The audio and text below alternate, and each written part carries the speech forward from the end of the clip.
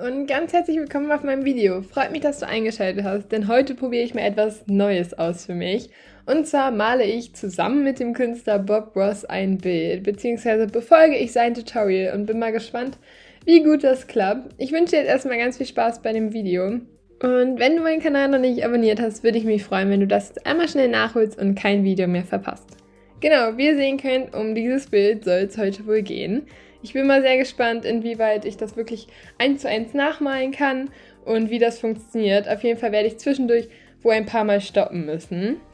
Wie ihr sehen könnt, das sind meine Farben, die ich benutzt habe. Bob Ross hat meines Erachtens Ölfarben benutzt, die hatte ich leider nicht. Ich habe einfach Acryl benutzt und eben diese verschiedenen Pinsel, die ich zu Hause hatte, plus aber ein Malmesser, was anscheinend sehr elementar in seinen Kunstwerken ist und was ich mir dafür extra besorgt habe. Ich bin mal gespannt, wie gut das klappt. Okay, also Bob Ross hat mit einem Liquid White angefangen. Also um erstmal das Bild zu grundieren, hat das wohl so ein sehr flüssiges Weiß genommen. Das hatte ich jetzt leider auch nicht zur Stelle und habe deswegen einfach mein normales Mischweiß ein bisschen mit Wasser verdünnt, damit es einfach leichter zum Bestreichen ist und zum Grundieren. Ich hoffe, das funktioniert auch, wird sich später noch zeigen. Und nachdem dann mein komplettes Bild einmal weiß grundiert wurde, hat er weitergemacht mit einem Blau- oder dunkelblauton für den Himmel. Den habe ich mir glatt erstmal angemischt und auch schon da musste ich das Video stoppen. Also in seinem Tempo konnte ich das definitiv nicht alles malen. Und dann hat er so einen breiten Pinsel genommen und damit sollte man so Xe quasi malen, immer so hin und her wischen und so eben so einen seichten Himmel machen. Bei ihm hat sich das irgendwie viel mehr mit seinem Hintergrund mit dem Weiß vermischt. Das hat bei mir irgendwie nicht so funktioniert. Das war wohl schon irgendwie trocken. Vielleicht hätte man tatsächlich so ein Liquid White gebraucht. Ich habe einfach mein Bestes versucht und auch meine Farbe ein bisschen verdünnt, damit sie einfach leichter zum Auftragen ist und feuchter. Und habe dann irgendwie so einen leichten Übergang letztendlich auch noch hinbekommen zu so einem helleren Blau. Und dann ging es weiter mit dem Wasser. Und zwar mit dem gleichen Blauton, ein bisschen türkisener angemischt. Und den sollte man dann von außen nach innen ziehen mit dem breiten Pinsel. Also damit man außen die stärkeren Pigmente hat und innen die Farbe auch immer heller und leichter wird. Und das hat auch echt ganz gut funktioniert, muss ich sagen. Mit dem Pinsel, der hat es sehr schön verblendet und das dann von beiden Seiten, dass es zur Mitte hin einfach heller wird und man sollte in der Mitte noch diese Lücke lassen. Ich vermute mal, dass dort letztendlich vielleicht so ein See entsteht, wo man eben ein paar Highlights in der Mitte dann quasi hinsetzt. Aber ich bin mal gespannt. Genau, im Anschluss sollte man dann mit einem leeren Pinsel, also quasi ohne Farbe, die einmal miteinander nochmal verblenden und ganz über das Bild unten rüber gehen, damit auch wirklich die Mitte so ein bisschen was von der Farbe abbekommt, aber eben nur so ganz leicht und hell. Und im Anschluss hat er dann ein Weiß bzw. noch ein bisschen mit Rosa angemischt und das sollte dann für die Wolken sein. Und dafür hat er so einen Fächerpinsel benutzt, den hatte ich zufällig sogar auch. Nur war der Fall, dass irgendwie seiner vielleicht ein bisschen weicher außen war. Meine hatte so ein paar Spitzen für so Akzente und das hat irgendwie dann nicht so gut funktioniert, das zu verblenden mit meinem Blau. Okay, also es hat sich gerade herausgestellt, dass sein Liquid White wohl irgendwie 1 bis 2 Tage noch feucht bleiben soll. Das ist wahrscheinlich auch der Grund, warum sich seine Farben so schön vermischen und verblenden lassen, wenn die einfach so lange feucht bleiben durch seine Grundierung. Ja, das war bei mir nicht der Fall. Ich habe einfach versucht, mit einem farblosen Pinsel das dann nochmal ein bisschen zu verblenden und im Anschluss noch eigenständig ein paar Akzente draufgesetzt mit Weiß. Und dann sollte es weitergehen mit dem Berg, der hinten in den Hintergrund kommen soll. Und dafür sollte man so einen dunklen Grau-Blau-Schwarzton anmischen und sein Malmesser zur Hand nehmen. Ich habe echt tatsächlich noch nie mit einem Malmesser gemalt, muss ich zugeben. Wie gesagt, ich habe mir das extra für dieses Video gekauft und habe mich einfach da zum ersten Mal jetzt ausprobiert auf meinem Bild. Und ich hatte auch wirklich ein paar Anlaufschwierigkeiten am Anfang, aber letztendlich hat es dann doch irgendwie funktioniert mit ein paar mehr Anläufen, als er jetzt vielleicht brauchte. Und genau, dann musste man das so, diese Bergform, da konnte man tatsächlich ein bisschen freestylen. Und im Anschluss sollte man es wieder mit dem Rest verblenden, was bei mir das übliche Problem war leider.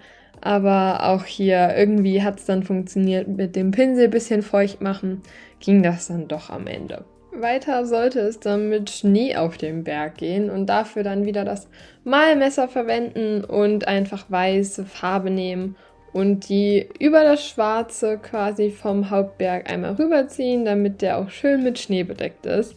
Das war dann schon wieder die nächste Schwierigkeit, weil ich war gerade froh, diese Form des Berges einmal hinbekommen zu haben. Da fing dann schon das nächste an. Und bei ihm hat es irgendwie so schöne Muster quasi ergeben. Ich weiß nicht, wie er das geschafft hat. Ich habe da einfach versucht, mein Bestes herum mit Kratzen. Er meinte, man sollte gut reindrücken und auch wirklich so schieben. Ich habe es probiert und dann mit so einem helleren Blau die schattigere Seite sich ausgesucht. Auch das habe ich einfach mein Bestes probiert und ja, ihr seht ja, was bei rumgekommen ist. Ich würde sagen, der Berg ist nicht das Beste an meinem Kunstwerk. Mal sehen, ich hoffe, der Rest wird jetzt besser. Und ja, als der dann fertig war, nochmal einmal alles drüber blenden, damit er auch gut so in das gesamte Bild reinpasst. Als nächstes hat er dann weitergemacht mit einem Wald im Hintergrund. Dafür sollte man so ein helles Grau anmischen und einfach mit so einem mittelgroßen Pinsel da so ein paar Striche zaubern und das ruhig auch ein bisschen so kratziger aussehen lassen, wenn ihr wisst, was ich meine. Also man sollte nicht allzu viel Farbe unten nehmen, sondern es kann auch ruhig so verlaufen und es sollte auch nicht allzu detailliert sein. Und ich muss sagen, da hat er wohl recht, denn desto weiter hinten etwas im Bild ist, desto undetaillierter und desto rauer kann man das malen. Erst wenn es so in den Vordergrund kommt, da sollte dann alles detailliert und fein gemalt werden. Und ja, das habe ich dann auch wieder verblendet, so wie er es gesagt hat. Und dann sollte die zweite Schicht draufkommen. Und zwar dann in einem dunkleren Grauton. Das heißt, wir wurden dunkler anstatt heller, was mich ein bisschen verwirrt hat, aber wahrscheinlich einfach, weil er eine andere Baumart dorthin malen wollte, wie auch immer. Und übrigens, wer Bob Ross noch gar nicht kennt, Entschuldigung, darauf bin ich noch gar nicht eingegangen. Der ist ein sehr bekannter Künstler in den 80ern und 90ern gewesen, der auch im Fernsehen dann ausgestrahlt wurde während seiner Maltutorials und jetzt auf YouTube ein paar Videos von ihm hochgeladen worden sind, die auch teilweise wirklich sehr viele Millionen Aufrufe haben und sehr gut ankamen. Und ich muss auch wirklich sagen, ich bin sehr beeindruckt von dem, was er da immer malt und es sieht bei ihm einfach immer super leicht aus und deswegen fand ich diese Challenge quasi an mich selber auch wirklich sehr spannend, inwieweit man das wirklich nachmalen kann. Und ja, die Challenge ist auch keine neue, die ist auf YouTube schon seit ein paar Jahren. Ich bin da vielleicht ein bisschen spät dran, aber ich hatte einfach Spaß, das zu malen und ich dachte, vielleicht interessiert euch das auch oder ich konnte euch jetzt auch dazu inspirieren, vielleicht mal Bob Ross auszuprobieren, nachzumalen, denn ich kann euch sagen, es lohnt sich wirklich. Und irgendwie hat doch jeder ein kleines Zeichentalent, auch wenn man es nicht glauben mag. Ja, also es ging weiter mit den nächsten Baumreihen immer und immer weiter nach vorne und sie wurden immer dunkler. Und eben diese feinen Striche mit auch so ein bisschen raueren Elementen, die wohl sehr gewollt sein sollten, hat er gesagt. Okay, und bei dieser letzten Baumreihe sollte man dann die äußeren quasi länger malen und in der Mitte schmaler, wie ihr das vielleicht auch sehen könnt. Und dann auch nochmal ein bisschen mit unten verblenden, damit die Kante nicht allzu hart ist. Denn anscheinend soll das jetzt unsere Wasserlinie sein. Die Bäume nochmal ein bisschen so mit dem Weiß anmalen, ein bisschen Akzente und Farben hinsetzen. Und dann die Wasserlinie mit dem Spachtel, also dem Malmesser malen. Und das war schon wieder nicht so einfach für mich, eine gerade Linie damit zu malen. Am Ende hat es nochmal gut geklappt, aber am Anfang hätte ich vielleicht vorher auf einem anderen Papier nochmal üben sollen. Aber im Gesamtkunstwerk fällt es dann wohl hoffentlich nicht mehr auf. Und das war jetzt also unsere Wasserlinie und auch in dem Wasser sollte man nochmal so gerade Linien malen, die einfach so ein bisschen die Spiegelungen und Reflexionen auf dem Wasser darstellen sollten. Und als nächstes hat er dann auch gleich schon angefangen mit einem großen Baum. Das sollte man einfach mit seinem großen Pinsel, ich weiß auch nicht, warum er den verwendet hat und nicht seinen Fächerpinsel, den ich eigentlich für so einen Baum verwendet hätte. Aber gut, ich habe einfach mal ihm vertraut und auch meinen breiten Pinsel genommen. Und letztendlich hat es auch tatsächlich ganz gut geklappt. Das oben war ein bisschen tricky. Da hätte ich tatsächlich lieber für mich einen kleineren Pinsel benutzt. Aber es hat auch so funktioniert. Und dann wird der Baum unten schön breit. Das war wirklich ein großer Vorteil. Und ja, man muss einfach aufpassen, dass man so ein bisschen tupft und nicht zu viel Farbe benutzt. Und dann nach unten hin nochmal so diese Spiegelreflexion. Und als diese 3 Tannen dann fertig waren, hat er schon wieder seinen Pinsel so bisschen rauer gemacht. Ich habe diesmal jetzt auch meinen anderen großen Pinsel benutzt, der einfach so ein bisschen borstiger ist und habe damit so einen Laubbaum, sollte das sein, gemalt. Und das hat wirklich sehr gut funktioniert. Also ich fand, das sah wirklich sehr cool aus mit diesem Pinsel. Da müsst ihr echt aufpassen, dass ihr nicht so einen Synthetikpinsel nehmt, der einfach sehr weich ist, sondern schon ein bisschen rau, damit man auch einfach diese kleinen Punkte macht. Ja, meinen Baum habe ich dann noch größer gemacht, weil ich gemerkt habe, meiner ist deutlich kleiner geworden als der von Bob Ross. Und dann ging es auch weiter auf der linken Seite. Der malt wirklich wahnsinnig schnell. Ich weiß nicht, wie er das schafft. Ich musste echt, wie schon gesagt, oft pausieren und mir das nochmal genauer angucken. Aber jedem seine Zeit. Letztendlich ging sein Tutorial 1 Stunde. Ich habe da wohl ein bisschen länger für gebraucht, aber ist ja auch nicht schlimm. Ich glaube, er weiß da genau schon, was er macht und ist ja auch wirklich ein Profi in dem, was er tut. Okay, als nächstes sollte man dann die Baumstämme malen und dafür habe ich mir so ein braun-weiß angemischt, wie es auch bei ihm so ähnlich aussah und da mit meinem Malmesser so Striche gemalt. Normalerweise hätte ich das einfach mit einem feinen Pinsel gemalt. Für mich war das einfach mal eine ganz neue Erfahrung, sowas auch mit dem Malmesser zu malen, so Linien.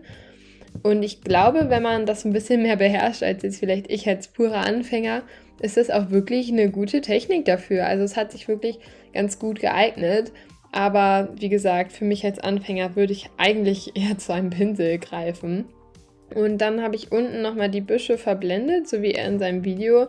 Und dann ging er auch schon gleich weiter jetzt mit einem hellen, laubigen Grünton. Der war jetzt, um die Tannen und allgemein die Bäume nochmal überzumalen. Das heißt, er hat einfach erstmal schwarz quasi auch wieder grundiert und dann sollte man mit so fröhlicheren Farben, waldigeren Farben drüber malen und das Schwarz aber nicht komplett verdecken, sodass man quasi ein bisschen die Schatten und das bisschen mehr 3D aussieht und das hat wirklich gut geklappt. Also ich muss sagen, das ist wirklich eine sehr gute Technik, wer das noch nicht wusste. Unbedingt mal ausprobieren, dass man erstmal schwarz malt und dann mit bunten Farben drüber und schon sieht das so viel realer aus und es war jetzt auch echt nicht schwer. Und besonders diese Laubtöne haben mir sehr gut gefallen und ja, dafür habe ich auch wieder meinen borstigen Pinsel benutzt. Also Bob Ross war da auch wieder ein bisschen schneller als ich, aber von den Farben her hat das wirklich sehr schön zusammengepasst. Ich habe da ein bisschen freestylt, muss ich zugeben. Nicht 100% seinem Bild gefolgt, aber letztendlich halt von den Farbtönen natürlich schon. Und dann mit dem Malmesser wohl noch ein paar Äste zwischendrin wieder gemalt und dann mit der anderen Seite weitergemacht. Auch dort mit diesem borstigen Pinsel, damit man einfach diese schönen kleinen krisseligen Punkte und Blätter von den Laubbäumen bekommt. Und ja, Entschuldigung, jetzt ist mein Tablet leider unten. Bob Ross könnt ihr gerade nicht mehr kurz sehen. Entschuldigung, ich hatte das kurz umgeräumt, aber gleich könnt ihr das auch wieder sehen. Auf jeden Fall hat man jetzt einfach das weitergemalt. Das hat auch echt nicht so lange gedauert, wie ich gedacht hätte mit dem Laub. Also durch den großen Pinsel ging das relativ fix.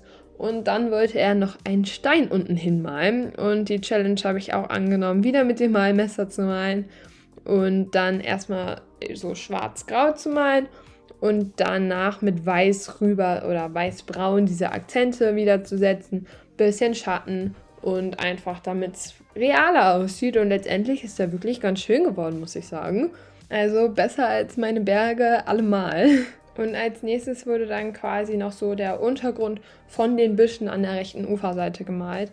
Mit dem Malmesser so mit schwarz-brauntönen und dann wieder weiß, um ein bisschen das aufzulockern und realistischer wirken zu lassen. Und auch das hat jetzt immer besser funktioniert. Also das mit dem Malmesser scheint echt eine große Übungssache zu sein. Okay, als nächstes ging es dann wieder um so diese Spiegelungen im See. Das heißt, ich musste wieder mit dem Malmesser gerade Striche malen in Weiß. Und diesmal, muss ich sagen, ist mir das doch ganz gut gelungen. Und dann hat er noch angefangen, einen Ast zu malen. Und auch da musste ich mir erstmal genau angucken, wie er das gemacht hat, wie so seine Formen dort sind, wie groß der geworden ist. Und habe den dann bestmöglich versucht nachzumalen. Jetzt nicht exakt, aber so von den Größenverhältnissen schon. Und ja, dann war er auch schon fertig. Das ging dann doch relativ plötzlich. Und ihr könnt ja mal sagen, wie ihr findet, dass es geworden ist. Also ich finde, dafür, dass ich das zum ersten Mal ausprobiert habe, ist es doch ganz schön geworden. Und wenn es euch auch gefällt, würde ich mich freuen, wenn ihr dem Video einen Daumen nach oben gebt und nicht vergesst, meinen Kanal zu abonnieren. Dann sehen wir uns nächste Woche bei meinem nächsten Video wieder. Tschüss!